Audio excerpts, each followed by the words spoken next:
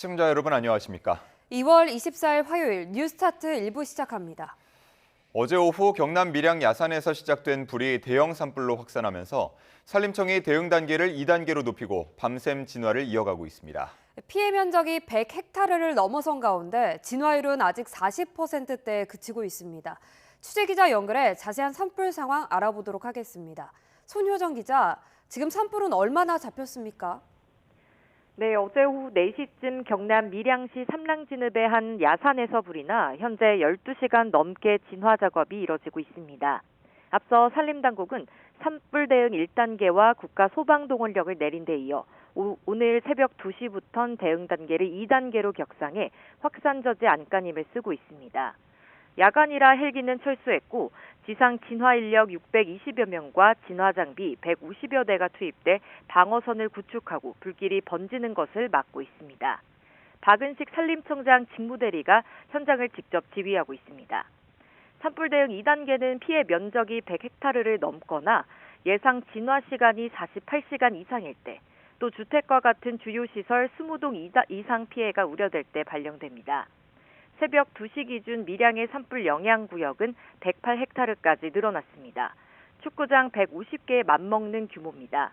피해 면적이 100헥타르를 넘는 대형 산불은 어제 44시간 만에 꺼진 경남 함양 산불에 이어 올해 들어 벌써 두 번째입니다. 5.4km에 이르는 전체 화선 가운데 3.1km가 남아 새벽 2시 기준 진화율은 42%를 기록하고 있습니다. 현장 주변에는 민가와 요양병원이 있습니다. 현재 주민 160여 명이 근처 초등학교 등에서 밤을 보내고 있습니다. 산림당국은 해가 뜨는 대로 헬기 30여 대를 투입해 신속히 주부를 잡는다는 계획입니다. 지금까지 보도국에서 YTN 손효정입니다. 산림청 중앙사고수습본부는 어제 오후 5시 경남 함양 산불에 주부를 진화했다고 밝혔습니다. 산불 발생 43시간 40여 분 만입니다. 산불 영향구역은 234헥타르로 당국은 뒷불 감시와 잔불 정리를 이어가고 있습니다. 이번 산불은 올해 첫 대형 산불로 산림청은 한때 산불 확산 대응 단계 2단계를, 소방청은 2차 국가소방동원령을 발령했습니다. 지난해보다 한 달가량 앞당겨진 올해 첫 대형 산불은 이례적인 건조와 강한 바람이 배경으로 지목됩니다. 오늘은 전국에 강수가 예보됐는데요. 함양과 밀양 등 경남 지역에도 천금 같은 단비나 눈이 내릴 전망입니다. 김민경 기자의 보도입니다. 지난 주말 경남 함양에서 발생한 산불은 강풍을 타고 빠르게 번지며 발생 이틀 만에 대응 2단계가 발령됐습니다. 피해 면적도 100헥타르를 훌쩍 넘어서며 올해 첫 대형 산불로 기록됐습니다. 영남 지역은 겨울 시작 이후 2달 가까이 건조특보가 이어질 만큼 극심하게 메말라 있었습니다. 특히 경남의 누적 강수량은 0.9mm로 예년의 1.5% 수준에 그쳤습니다. 관측 이래 두 번째로 적은 양입니다. 또 산불이 난 함양은 급경사 지형에 탈연료가 많고 순간 최대 풍속이 초속 15m에 달해 불길이 걷잡을 수 없이 확산했습니다. 이렇다 보니 대형 산불 발생 시점도 지난해보다 한 달이나 앞당겨졌습니다. 지난해도 산불이 심각했지만 올해는 더 심합니다. 산불 누적 발생 건수도 전날까지 140건으로 예년 수준을 이미 넘어섰습니다. 하지만 밤 사이에는 전국으로 유입되는 단비구름으로 잠시 숨통이 트일 걸로 보입니다. 전국에 비나 눈이 예보된 가운데 산불이 난 함양 등 경남 지방에도 다소 많은 양의 비나 눈이 예보됐기 때문입니다. 저기압이 끌어올리는 따뜻한 수증기와 북쪽에서 내려오고 있는 차가운 북동풍에 동반된 찬 공기들이 충돌하면서 경상권 내륙을 중심으로는 24일 오전부터 비나 눈이 오겠고 3에서 8cm, 많은 곳은 최대 10cm의 눈이 예상이 됩니다. 천금 같은 이번 강수로 산불이 났던 함양은 물론 영남과 영동 등 그 밖의 내륙에서도 잠시 산불 걱정을 덜 수 있을 전망입니다. 하지만 산불 위험이 큰 영남 지방은 3월에도 건조하고 예년보다 높은 기온이 유지될 가능성이 커 대형 산불의 고비는 계속될 걸로 우려됩니다. YTN 김민경입니다. 트럼프 미국 대통령이 미 대법원의 관세 판결로 장난치는 나라가 있다면 더 높은 관세를 부과할 거라고 밝혔습니다. 미국 정부가 새 관세 부과를 위해서 외국의 불공정 관행 조사에 나선 가운데 쿠팡 임시 대표가 미 의회 증언에 나섰습니다. 워싱턴 연결합니다. 신윤정 특파원. 네, 워싱턴입니다. 네, 트럼프 미국 대통령이 전 세계를 향해서 강력한 경고장을 날렸다고요? 네, 트럼프 대통령이 미 연방대법원의 상호관세 위법 판결을 이용하는 국가에 보복성으로 더 높은 관세를 부과하겠다고 공언했습니다. 소셜미디어를 통해서 어떤 나라든 장난치려 한다면 특히 그동안 미국을 뜯어먹어온 곳은 더 높은 관세를 마주하게 될 것이라고 밝혔는데요. 트럼프 대통령은 그러면서 상거래 경고 문구인 구매자주의라고 덧붙였는데 무역 합의가 파기될 경우 책임은 상대방에 있다는 주장으로 보입니다. 기존의 미국과 관세율을 낮추는 대신 대규모 투자를 약속한 국가가 대법원 판결 이후 번복하려고 한다면 징벌적 관세를 매길 거라면서 무역 합의 이행을 촉구하는 것으로 보입니다. 관세 판결 직후 트럼프 대통령의 관련 발언 잠시 들어보시죠. Foreign countries that have been ripping us off for years are ecstatic. They're so happy. And they're dancing in the streets, but they won't be dancing for long. 구체적인 나라를 거론하지는 않았지만 유럽의회가 유럽연합과 미국이 지난해 7월 체결한 무역합의 승인을 또 보류한 것 등을 고려해서 거듭 압박에 나선 것으로 보입니다. 트럼프 대통령이 예고한 무역법 122조에 따른 글로벌 관세 15%는 이르면 오늘 발효될 것으로 전망됩니다. 앞서 트럼프 대통령이 서명한 150일 동안 글로벌 관세 10%를 매기는 포고령 발효가 미 동부 시간으로 24일 0시로 예정돼 있는데 이를 15%로 변경할 것으로 보입니다. 트럼프 행정부는 또 외국의 불공정, 차별적 무역 관행에 대응해 관세를 부과할 수 있는 수단인 무역법 301조를 위한 조사에도 착수했습니다. 바로 그 무역법 301조와 관련해서 한미 간의 대표적인 현안이 쿠팡 사태인데 쿠팡 로저스 대표가 오늘 미 의회에 나가서 관련 내용을 증언했다고요? 네, 그렇습니다. 쿠팡의 해롤드 로저스 한국법인 임시대표가 미 연방하원 법사위에 출석했습니다. 로저스 대표는 워싱턴 DC 하원 법사위 건물 회의장에서 행정, 규제개혁, 반독점위 소위원회 주관으로 열린 비공개 회의에 나와 증언했는데요. 로저스 대표는 한국 소비자들에게 할 말이 있는지 등 취재진 질의에 아무 대답을 하지 않았습니다. 출석 모습 잠시 보시죠. Mr. Rogers, what are you going to explain today? Do you have anything to say to Korean people, to Korean customers? 오늘 회의는 소위 조사관들과 보좌관들이 해롤드 대표로부터 쿠팡 사태와 관련한 사실관계를 파악하고 로저스 대표의 의견을 듣는 자리입니다. 앞서 공화당 소속 짐 조던 법사위원장 등은 한국 정부가 미국 기업 쿠팡을 표적으로 삼고 있다며 로저스 대표를 불렀는데요. 로저스도 한국 정부가 자신과 쿠팡을 차별하고 처벌하려 했다는 점을 호소할 것으로 보입니다. 미국 기업인 쿠팡은 미 의회를 상대로 대대적인 로비를 벌여온 만큼 오늘 회의는 쿠팡을 엄호하고 한국 정부를 압박하기 위한 것으로 보입니다. 앞서 쿠팡의 미국 투자자들과 주주들은 한국 정부가 쿠팡을 차별적으로 대우했다며 미 무역대표부에 무역법 301조 조사를 요청한 바 있습니다. USTR이 이 청원을 받아들여 조사에 착수하고 불공정 무역이라고 결론을 내리면 트럼프 대통령은 의회 승인 없이도 한국산 제품에 보복 관세를 즉시 매길 수 있습니다. 지금까지 워싱턴에서 YTN 신윤정입니다. 국회가 구윤철 경제부총리를 상대로 불확실성이 커진 대미 통상 대응 방안을 집중적으로 점검했습니다. 여야의 초점은 사뭇 달랐지만 대미 투자 특별법을 추진해야 한다는 데는 다시 한번 공감대를 확인했습니다. 임성재 기자의 보도입니다. 미국 연방대법원의 상호관세 위법 판결 이후 처음 국회를 찾은 구윤철 경제부총리는 여야의 질문 세례에 진땀을 뺐습니다. 국민의힘은 그간 야당 탓만 하지 않았느냐, 관세 협상 타결이 성급했던 것 아니냐, 정부의 예측력 부족을 질타했습니다. 늘었는지 줄었는지 변화가 있는지도 조차도 불확실해서 모르겠다. 그게 늘 수도 있고 줄 수도 있고. 민주당은 최대 리스크가 불확실성이란 점에 공감하며 냉정하고 담담한 대응을 주문했습니다. 무슨 막 보복하듯이 이렇게 함부로 하기는 어려운 조건이 된 게 아닌가. 더 좀 당당하고 조금 더 여유로운 자세로 다음 달 9일 처리하기로 한 대미투자 특별법을 차질 없이 추진하는 게 최선이란 점도 분명히 했습니다. 대미 투자 특별법은 협상을 끌고 나가는 데 있어서 상당한 중요한 출발점이다. 구 부총리도 법원 판결과 관계없이 한미 관세 협상은 유효하다고 호응했는데 국민의힘은 여야가 합의한 특위 활동은 계속될 거란 점을 재확인했습니다. 대미투자법 관련돼 가지고는 해 나가야 되고 MOU 체결한 것에 대해서는 지켜 나가야 된다. 업무 보고에선 또 상호 관세 환급부터 15% 전면 관세, 반도체 등 품목 관세 등 예상되는 모든 시나리오에 대비해달라는 주문도 쏟아졌습니다. 여야는 오늘로 예정된 대미투자특위 입법 공청회도 정상적으로 개최한다는 계획입니다. 다만 2월 임시국회 내내 입법 전쟁이 전망돼 유탄을 맞을 가능성도 배제할 수 없습니다. YTN 임성재입니다.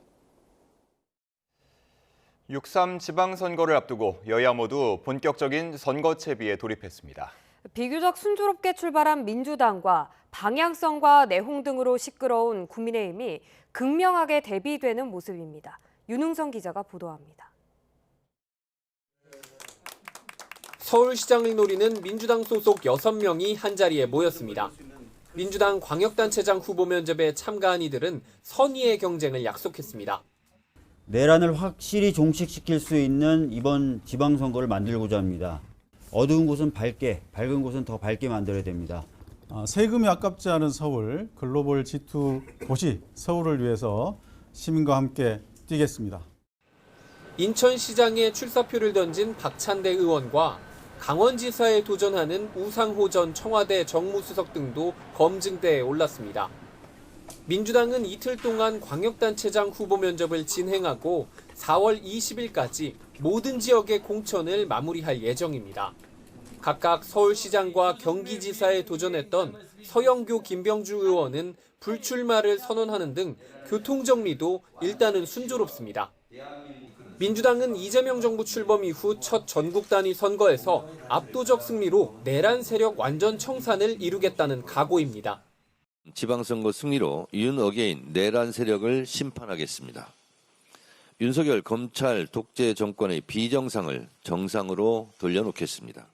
국민의힘도 공천혁신 서약식을 진행하는 등 선거 준비 쟁걸음에 나섰습니다. 입법, 행정, 사법 권력을 쥔 이재명 정부가 지방 권력까지 쥘 수 있는 대한민국 운명을 가를 선거라 절박하다면서도 장동혁 대표는 당성을 맨 앞에 강조했습니다.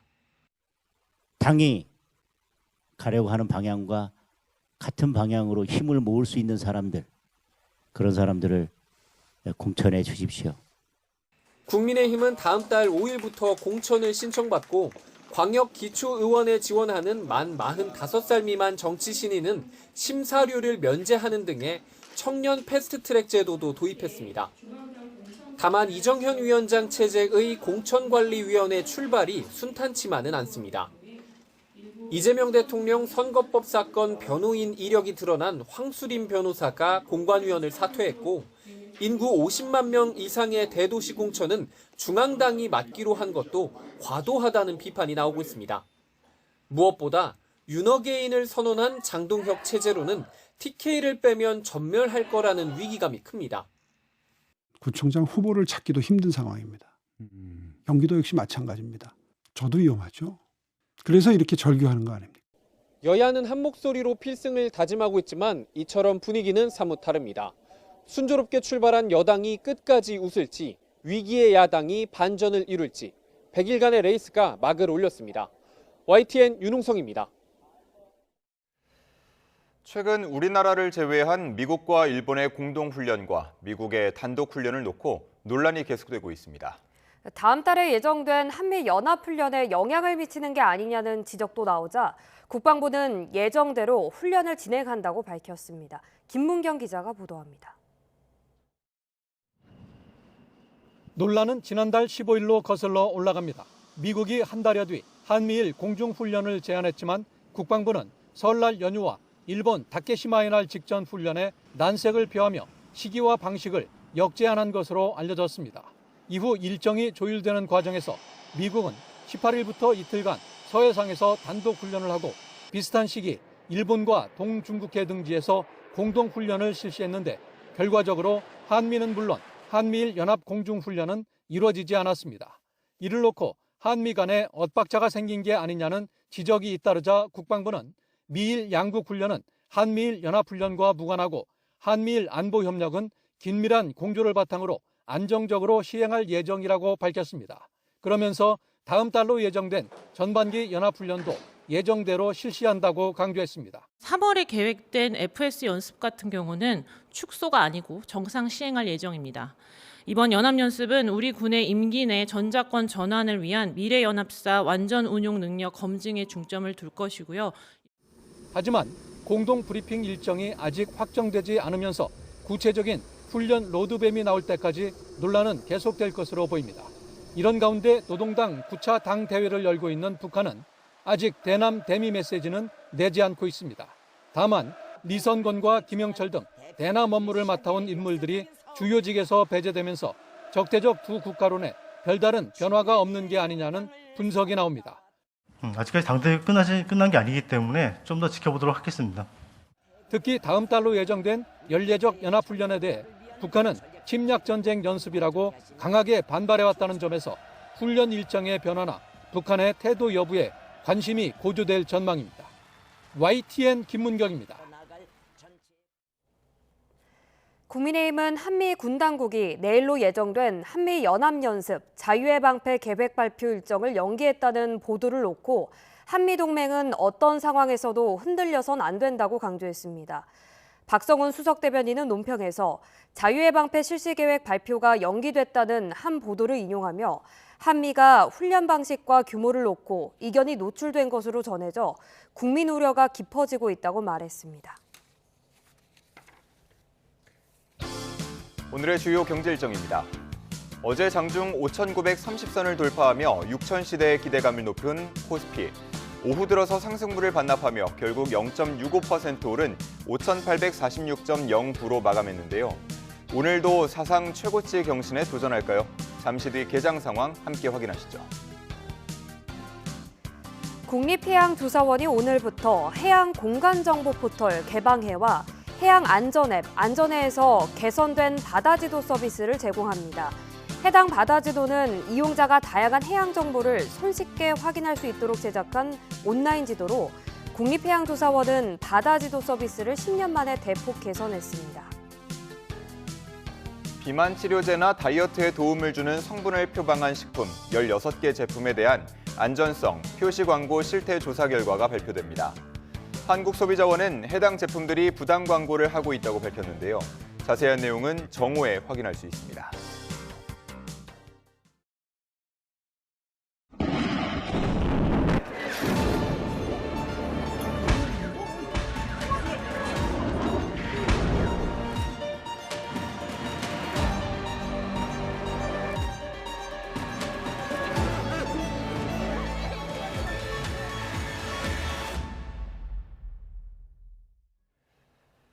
러시아가 우크라이나를 침공해 전쟁을 일으킨 지 4년이 됐습니다. 냉전 이후 국제 질서를 흔들고 현대전의 양상을 바꾼 전쟁으로 평가되는데 민간인과 군인 200만 명 가까이 피해를 입은 것으로 추산됩니다. 신호 기자가 보도합니다.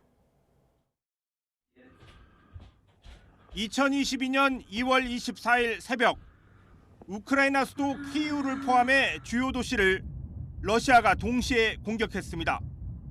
나토에 가입해서 러시아를 위협하려 한다며 우크라이나 동부 지역 친러 주민들을 보호하겠다는 명분을 내세웠습니다. Мы будем стремиться к демилитаризации и денацификации Украины, а также преданию суду тех, кто совершил многочисленные кровавые преступления против мирных жителей. 1991년 소련이 붕괴되고 유럽에서 처음 벌어진 무력 침공이었습니다. 총동원령으로 맞선 우크라이나는 미국과 유럽 등 국제사회에 지원을 호소했습니다. Не допоможете. Якщо ви потужно не допоможете Україні, то завтра війна постукає в ваші двері.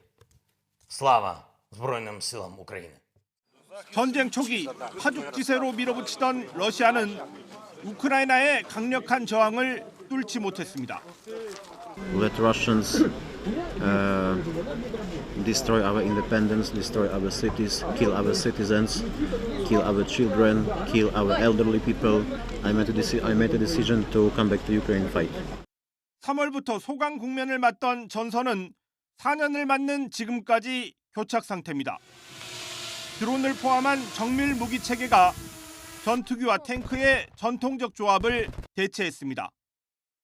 서방 세계는 무기 지원과 제재로 힘을 보탰지만 협상 국면에서조차 우크라이나와 함께 싸워주지는 않았습니다. Well, Zelensky's going to have to get moving. Russia wants to make a deal, and Zelensky's going to have to get moving. Otherwise, he's going to miss a great opportunity. He has to move.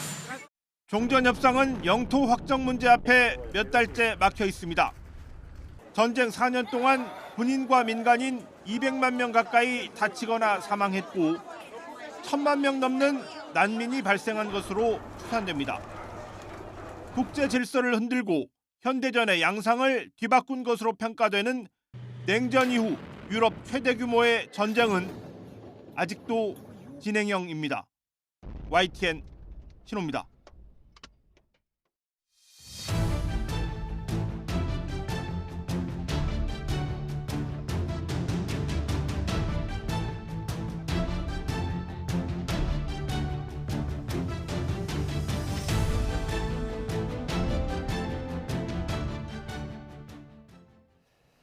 김건희 씨와 함께 통일교 청탁 의혹에 연루된 건진법사 전성배 씨의 1심 결과가 오늘 오후 2시에 나옵니다. 앞서 특검은 전 씨가 권력의 기생에 사익을 추구했다면서 징역 5년을 구형했습니다. 임예진 기자입니다.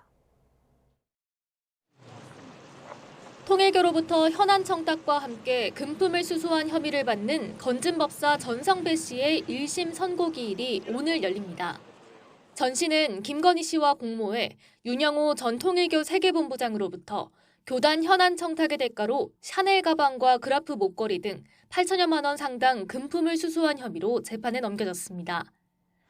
또 통일교 측에 재단 고문 자리를 요구하며 3천만 원을 받은 혐의와 2022년 지방선거를 앞두고 후보자에게서 공천 청탁과 함께 1억 원을 받아 정치자금법 위반 혐의로도 기소됐습니다. 특검은 지난 결심 공판에서 전 씨가 대통령 부부와 고위 정치인 등과의 친분을 과시하고 권력의 기생에 사익을 추구했다면서 징역 5년을 구형했습니다. 반면 전 씨 측은 통일교 측에서 제공한 목걸이와 샤넬 가방 등을 김건희 씨에게 전달한 사실은 인정하면서도 김 씨와의 공모관계가 성립하지 않는다며 혐의를 부인해왔습니다. 심부름꾼에 불과해 금품 수수 주체로 볼 수 없단 겁니다. 다만 지난달 김건희 씨에게 징역 1년 8개월을 선고한 재판부는 두 사람의 공모관계를 인정해 유죄로 판단했습니다. 피고인이 그 청탁 내용을 인식하면서 그 다음날 전성배로부터 그 처남을 통해 목걸이를 전달받았으므로 이는 청탁에 대한 알선의 대가 및 명목으로 받은 것으로 판단됩니다. 김 씨 측은 6천만 원 상당 다이아몬드 목걸이는 받은 적이 없다면서 거듭 배달 사고를 주장하며 항소한 상황. 이번에도 목걸이 수수와 김 씨와의 공모관계가 인정될지 관심이 모이는데 전 씨의 1심 선고는 앞서 한덕수 전 국무총리에게 구형보다 높은 형을 선고했던 이진관 재판부가 진행합니다. YTN 임혜진입니다. 정교 유착 의혹을 수사하는 검경 합동수사본부가 통일교 금품 수수 의혹을 받는 임종성 전 더불어민주당 의원을 오늘 다시 소환합니다. 임 전 의원은 지난 2020년 4월 총선을 앞두고 통일교 측으로부터 3천만 원 상당 금품을 건네받은 혐의를 받습니다. 어젯밤 경인 고속도로에서 화물차와 승용차 2대가 잇따라 부딪히는 사고가 났습니다. 충남 보령에선 양계장에서 불이 나 닭 3만 마리가 죽었습니다. 나혜인 기자입니다. 갓길엔 승용차가 1차로엔 대형 화물차가 부서진 채 멈췄습니다. 4개 차로 가운데 절반이 막혀 차량 흐름이 답답합니다. 사고가 난 건 어젯밤 9시 반쯤 경인고속도로 서인천 아들목 근처를 지나던 2.5톤 화물차가 4차로 승용차와 부딪힌 뒤 1차로로 급히 방향을 틀더니 중앙분리대까지 들이받았습니다. 뒤따르던 또 다른 승용차까지 3차 사고로 이어졌습니다. 4차선에서 1차선으로 이렇게 대각선으로 가시면 이제 갑자기 확 차가 들어오니까 1차선을 주행하던 그랜저가 이제 부딪힌 거죠. 경찰은 졸음운전 가능성 등을 조사하고 있습니다. 이보다 앞서 수도권 제1순환고속도로 호원나들목 근처에선 화물차와 SUV가 부딪혔습니다. 이 사고로 화물차 운전자와 SUV 동승자가 다쳐 치료를 받았습니다. 어제 오후 경남 창원 신리도 앞바다에선 560톤급 크레인 선박이 예인선에 끌려 이동하다 섬과 근처 항구를 잇는 고압선을 끊었습니다. 이 사고로 신리도 43가구의 전기 공급이 끊겨 주민들이 불편을 겪었습니다. 한전은 섬에 비상 발전 차량을 투입했고 해경은 예인선 선장을 상대로 사고 경위를 조사하고 있습니다. 비슷한 시각 충남 보령시 옹천읍에선 양계장에서 불이 나 2개동이 탔습니다. 닭 3만 마리가 폐사하면서 소방서 추산 1억 3천만 원어치 재산 피해가 났습니다. YTN 나인입니다. 감사원이 향후 또 다른 감염병 유행에 대비해야 한다며 코로나19 대응 실태에 대한 감사 결과를 공개했습니다. 정보 시스템과 병상 등 인프라 부족과 기관들 사이 불분명한 역할 분담 등이 시급히 개선해야 할 문제로 지적됐습니다. 이종원 기자입니다. 지난 2020년부터 국내 코로나19 누적 확진자는 3,457만 명으로 이 가운데 사망자는 3만 5천여 명입니다. 치명률은 0.1%로 세계보건기구 WHO가 집계한 전 세계 치명률 0.9%보단 훨씬 낮은 수준입니다. 유입 초기부터 검사, 추적, 치료 체계를 구축하고 사회적 거리두기 도입 등 적극적 방역 정책이 효과를 내긴 했지만 한계에도 노출했다는 게 감사원의 판단입니다. 무엇보다 감염병 관련 정보 시스템 부재와 병상 확보 등을 위한 권역별 전문병원 구축 지원 등 인프라 개선이 시급한 분야로 지적됐습니다. 특히 4년간 항공기 600여 대에 담당 승무원 9,500여 명이 접촉자 명단에서 누락되기도 했는데 명단 발송을 공문이나 이메일에 의존한 결과였습니다. 공문이나 이메일에 의존하면서 처리 지연 및 누락 사례가 발생하였습니다. 접촉자 명단 접수가 장기간 지연되거나 회신이 이루어지지 않은 경우도 있었습니다. 예방접종 등과 관련한 주요 분야에서 조율되지 않은 입장이 혼선을 준 것도 대표적인 문제로 지적됐습니다. 기관 간 협업 체계를 법령과 매뉴얼 등에 보다 명확하게 규정하는 방안이 대안으로 제시됐습니다. 이와 함께 감사원은 방역 물품의 신속하고 원활한 공급을 위한 업무 절차와 기준이 필요하고 국민의 기본권을 제한하는 제도는 법적 근거를 명확히 해달라고 당부했습니다. 또 백신의 수급과 예방접종, 사후관리 등 모든 단계에서 안전 사각지대가 발생하지 않도록 관리체계 개선도 필요하다고 강조했습니다. YTN 이종원입니다. 최근 초등학생들의 인플루엔자 유행이 높은 수준으로 집계되면서 보건당국이 예방접종 필요성을 강조하고 나섰습니다. 임승관 질병관리청장은 호흡기 감염병 관리부처 합동대책반 회의를 열고 2026년 7주차에 1000명당 인플루엔자 의사 환자 분율이 45.9명이라며 높은 수준을 보이고 있다고 밝혔습니다. 질병청은 개학 후 인플루엔자 감염을 예방하기 위해 예방접종을 하지 않은 학령기 소아청소년들은 지금이라도 접종을 받을 필요가 있다고 강조했습니다. 지난해 전국 의원 가운데 소아청소년과 의원의 폐업률이 가장 높은 것으로 나타났습니다.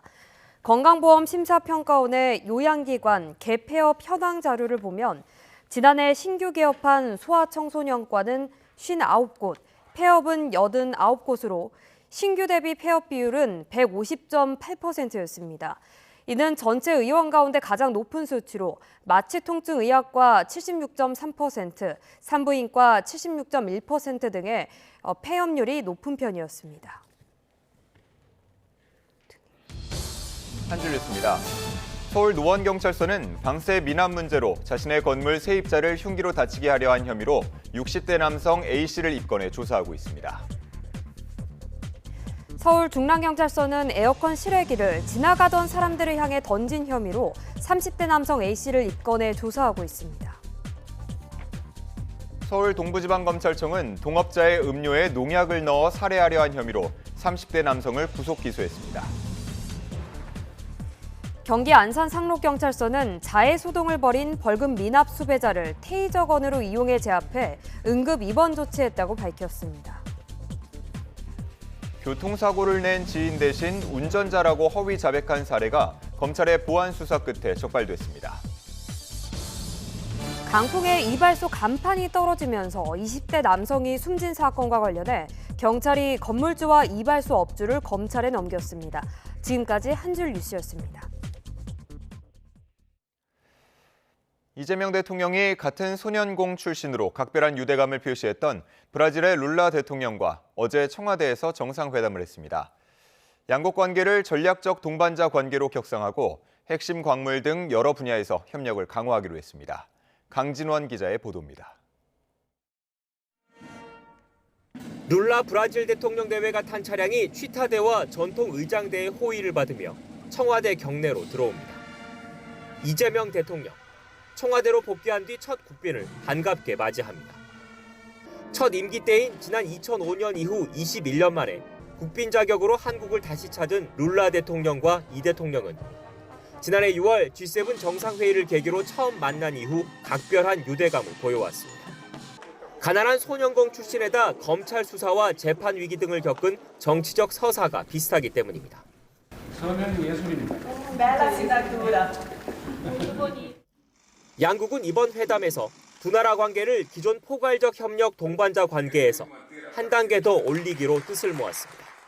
저와 룰라 대통령님은 우리 양국 관계를 전략적 동반자 관계로 다시 한번 격상시키기로 하였습니다. 이를 달성하기 위해 정치와 경제, 민간 교류 등 여러 분야의 이행 방안이 담긴 한 브라질 4개년 행동 계획을 채택했습니다. 중소기업과 보건, 농업 등의 분야에서 실질적 협력을 강화하는 내용이 담긴 양해각서 MOU와 약정 10건도 체결했습니다. 히토류 등 공급망 우려 속에 제조 강국인 한국과 자원 부국인 브라질이 고위급 대화 채널 구축 등을 통해 통상 분야의 전략적 공조 또한 다지기로 했습니다. Temos interesse em atrair investimentos coreanos e empresas coreanas para nos ajudar no processamento de minerais críticos. 이 대통령은 노동운동가 출신인 룰라 대통령을 위해 전태일 열사의 평전을 선물로 준비하는 등 의전에 각별히 신경 쓰는 모습을 보였습니다. 이 같은 환대는 룰라 대통령에 대한 개인적 호감을 넘어 브라질이 남미 지역 최대 교역 파트너이자 우리와 무역 협정 체결을 추진 중인 남미 공동시장의 주요 일원이란 점을 염두에 둔 거란 분석입니다. YTN 강준원입니다.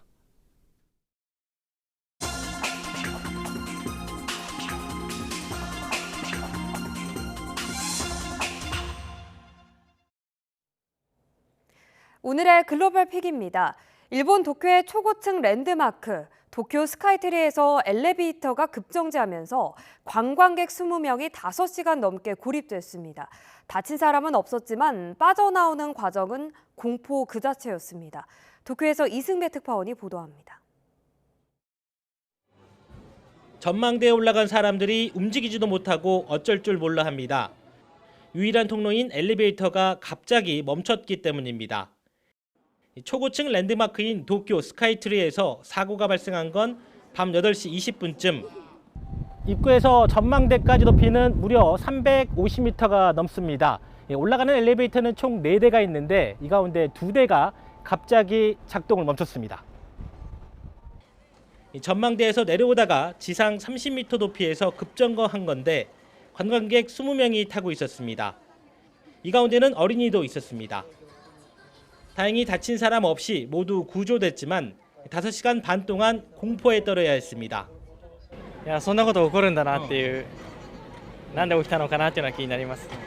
連絡がつければいいですね。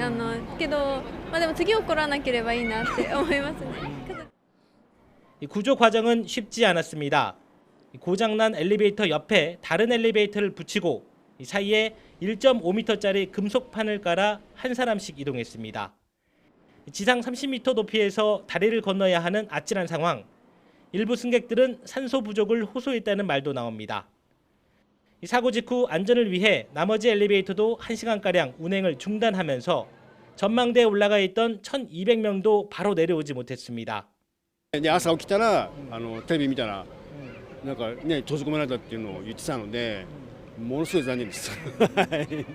高いところから見るのが楽しみだったけど、見れなかったから残念です。 원인은 아직 확인되지 않고 있습니다. 도쿄 스카이트리 엘리베이터는 지난 2015년과 2017년에도 갑자기 멈춘 적이 있다고 현지 언론은 보도했습니다. 업체 측은 일단 임시 휴업을 하고 엘리베이터를 정밀 점검하기로 했습니다. 도쿄에서 YTN 이승배입니다.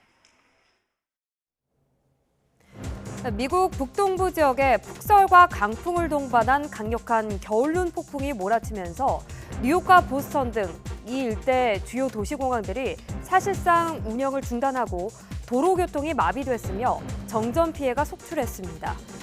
항공편 추적 사이트인 플라이트 어웨어에서 항공사들은 미 동부 시간 23일 오전 11시 기준 국내선과 국제선 항공편 5,500여 편의 운항을 취소한 것으로 집계됐습니다.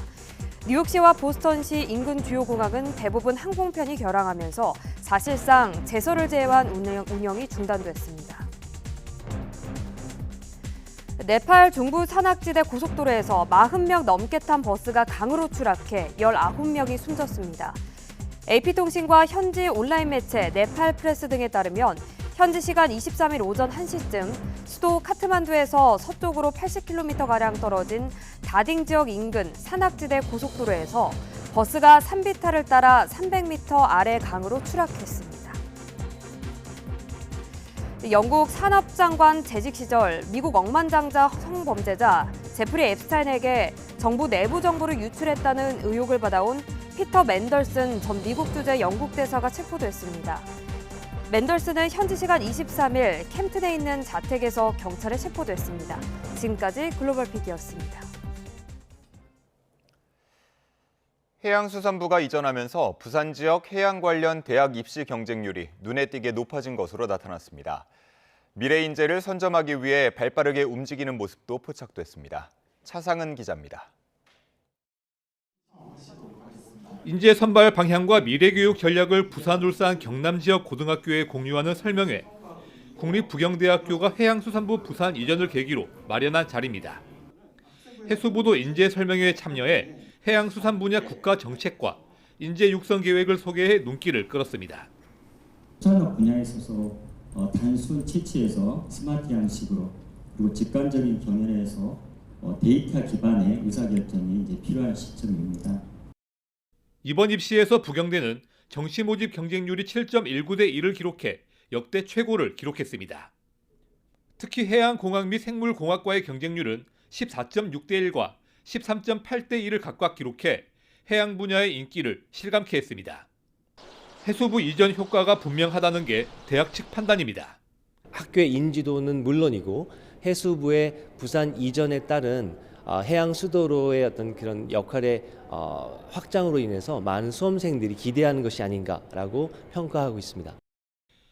국립한국해양대 정시 경쟁률도 17년 만에 최고치를 달성하는 등 이번 입시에서 부산 지역 해양 관련 대학 강세가 두드러졌습니다. 대학뿐만 아니라 부산 지역의 해양 관련 고등학교의 경쟁률도 함께 높아졌습니다. 해기사를 양성하는 부산 해사고, 해군부사관 양성기관인 해군과학기술고도 경쟁률 상승세를 꾸준히 이어갔습니다. 이런 인기는 정부가 해양수산 분야를 새로운 국가 성장 동력으로 육성하겠다는 의지를 해수부 부산 이전으로 잘 보여줬기 때문이라는 분석이 나옵니다. 여기에 부산을 해양 수도로 만들겠다는 대통령 공약과 함께 북극 항로 개척이라는 구체적인 정책 목표가 학생들의 진로 선택에 영향을 미쳤다는 평가도 있습니다. YTN 최상입니다. 인공지능이 교육 현장의 지형을 바꾸고 있는 가운데 광주의 한 대학이 국내 최초로 구글 인증 대학교에 도전합니다. 김범환 기자가 보도합니다. 시간과 공간을 뛰어넘는 스마트 캠퍼스를 구축하고 있는 대학교입니다. 인공지능 시대 교육 대전환을 위해 의미 있는 발걸음을 내디뎠습니다. 교육과 학사 지원 등 대학 전반에 구글 교육 시스템을 도입하기로 한 겁니다. 구글 for Education을 사용하는 활성화를 위한 이유가 제일 첫 번째입니다. 이 프로그램을 사용하는 구성원들에게 효능감을 느끼게 하기 위해서 각각의 자격증을 취득할 수 있는 환경을 구축하고자 합니다.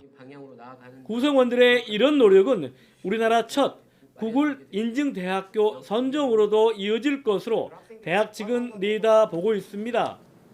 구글 교육 프로그램으로 강의와 평가, 상담 등이 공유 기반에서 이루어지면 교수진과 학생들의 거리도 한층 가까워질 전망입니다. 송원대학교의 가장 큰 매력으로 주목받으며 전 연령층에 이런 어떤 구글의 AI 기술들이 확대되어서 삶에서까지 모든 것들에도 변화할 수 있는 그런 부분에서 저희가 기대하고 저희가 가지고 있는 모든 역량을 다 발휘해가지고 도움 드릴 수 있도록 해보도록 하겠습니다. 구글에서 좋은 방법이 있으면 또 그걸 우리가 배우고 그걸 학교 현장에 적용해보고 거기서 나오는 데이터들을 다시 또 구글 회사로 보내거나 협의를 해가지고 새로운 방법으로 또 도입해보고. 미래를 준비하는 대학과 빅테크 기업의 협업은 AI 역량 강화로 정부가 적극적으로 지원하는 인공지능 중심 도시 광주 조성에도 한몫할 것으로 기대되고 있습니다. YTN 김범환입니다.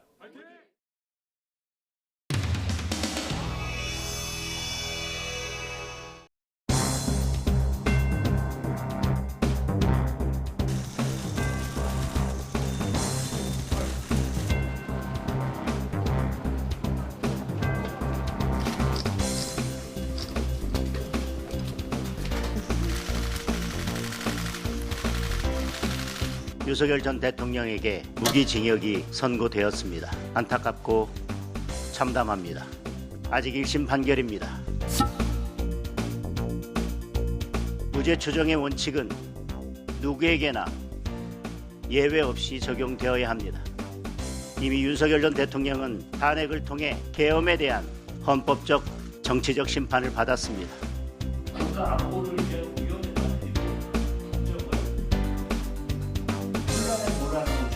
회의를 정회하시겠습니다. 회의를 마치려고 하는 순간 장동혁 대표의 어제 판결에 대한 입장이 나와서 한 말씀 드립니다. 기절초풍할 일입니다. 장동혁 대표는 윤어게인을 넘어서 윤석열 대변인입니까? 윤석열과 장동혁, 윤장 동체입니까? 역사 인식의 부재, 민주주의에 대한 몰이해, 민심에 대한 배신, 헌법 정신의 훼손, 최소한의 염치도 없고 일반 상식조차 없는 폭언이고 망언. 제발 정신 차리십시오. 우리가 윤석열이라 자인한 장동혁 대표, 장동혁 국민의힘 대표가 윤석열 전 대통령의 내란 혐의와 무기징역 선고를 두고 사실상 내란을 옹호하고 스스로를 내란과 한몸임을 자인한 매우 위험한 발언입니다. 지도부는 왜 침묵하고 있습니까? 국민의힘에 묻습니다. 제2의 윤석열, 장동혁 대표의 입장에 대한 당의 공식 입장은 무엇입니까? 국민의힘 깃발 아래 모여 힘을 합쳐주십시오. 하나로 모여야 힘껏 제대로 싸울 수 있습니다. 모든 답은 선거 승리에 있습니다. 선거에서 이겨야 우리가 지키고자 하는 것을 지킬 수 있습니다. 최악의 상황이지만 최선을 다하겠습니다. 함께 싸웁시다. 반헌법적 비상계엄에 대한 책임을 남 탓으로 돌리는 모습으로는 국민 앞에 보수정당이라 말할 수 없습니다. 장 대표가 오늘 한 말 중 공감할 수 있는 것은 딱 한 문장입니다. 말이 아닌 행동으로 결과로 책임지는 정치, 그것이 보수다. 장 대표는 국민과의 전쟁을 선포한 것이나 다름없습니다. 국민 앞에 고개 숙여 사과하십시오. 국민과 싸우는 당 대표가 쓸 곳은 대한민국 어디에도 없습니다.